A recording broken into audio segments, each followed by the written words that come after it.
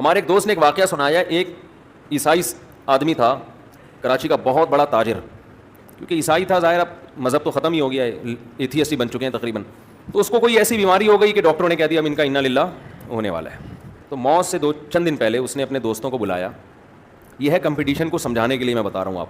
اس نے اپنے دوستوں سے کہا کہ یار یہ پیسہ ہے, ڈیفینس میں میرے لیے 1000 گز کا ایک لگژری سا بنگلہ خریدو.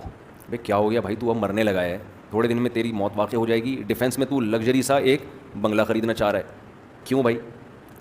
اس نے کہا کہ میرے جو دوست تھے نا غریب, جن کی 2 ٹکوں کی ویلیو نہیں تھی, آج انہوں نے بڑے بڑے گھر بنا لیے ہیں.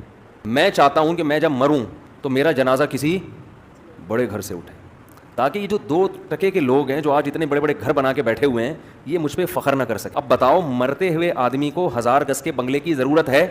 یہ فالتو کام کس میں ہو رہا ہے؟ صرف کمپٹیشن.